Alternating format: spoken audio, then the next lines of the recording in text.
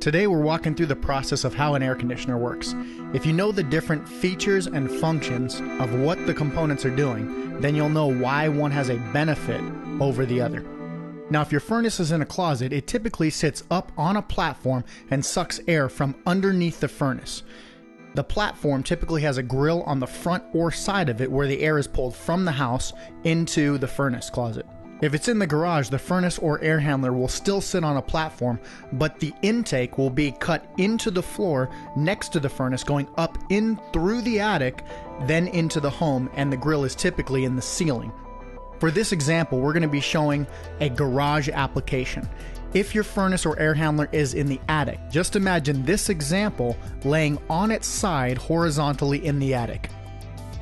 If you have this application, you will know it because you have no unit in the garage or closet and your filter is typically in the ceiling. In each application, you are pulling air from underneath the furnace in through the system and then returning it back into the house.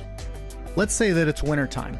The cold air that's in your home is being sucked in through the blower, goes over the heat exchanger heated up by the gas burners, and it warms up the air.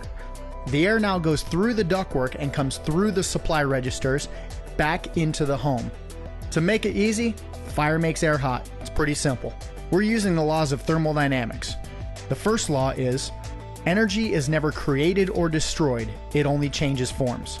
A great example of this law is the sun's energy coming down to Earth, hitting plants and causing those plants to grow with its energy through photosynthesis. In a furnace, the energy from the combustible gas turning into fire then hits the metal in the heat exchanger, and the air from your home is flowing over that metal where the heat is transferred into it. So the furnace is pretty simple. In the wintertime, the blower is sucking cold air from the house into the furnace, over the gas burners, warming the air up and returning it back into the house. Now, if it's summertime, obviously the air in your house is going to be hot if the air conditioner is not running. We're going to take that same furnace or air handler we were pulling the cold air in with, and we're going to use that blower to pull the hot air in the summertime. The heat in the air is held by the particulates. Sometimes that's the moisture in the air or other things, nitrogen, oxygen, whatever's in the air. So we have hot, wet air passing through the filter. The filter cleans the air so that the dirt doesn't build up on the evaporative coil that sits above the furnace.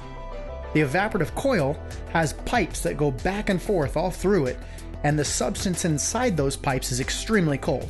In fact, most refrigerants are so cold that they boil at only 40 degrees. So now we're taking the energy from the hot molecules in the air, sucking it over the evaporative coil, which takes the heat right out of it and absorbs it into the refrigerant lines. Now the air molecules continue on into the supply duct, past your registers, back into the house. Those molecules now have a reduced amount of energy or heat that are in them, and it feels cold.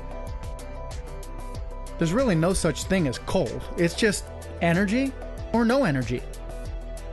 Okay, let's go back to the evaporative coil. Now we've absorbed all this heat into the refrigerant lines, and you've got to get rid of it somehow. If you don't, you've got hot air going over hot coils and nothing's going to happen. As more and more heat is absorbed into the evaporative coil, it expands. By the time it gets all the way to the end of the piping, it's ready to go outside as a fully evaporated gas. As it travels outside, it's going to something called a condenser. This typically sits on the ground, sometimes it's placed on the roof.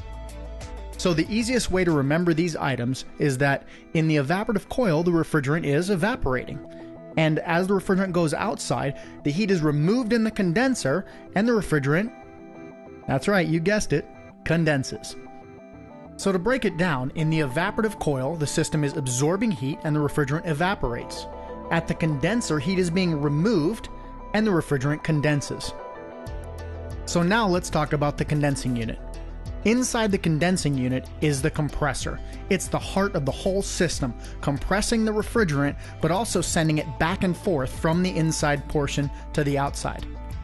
The compressor is taking a low-pressure hot gas with all the heat from your house, compressing it into a very tight space so that it gets hotter, and now the outside air, even though it can be 100 degrees, is going over the really hot coils, exhausting that heat outside. The thing that's pulling the outside air over the hot condenser coils is called a condenser fan. Just imagine your house is a canoe with a hole in it, and your air conditioner is your bucket. You're trying to bail out the heat or water faster than it can come in through your walls and windows, ceilings. You're taking all that heat, throwing it back outside faster than it can come in so you can stay comfortable.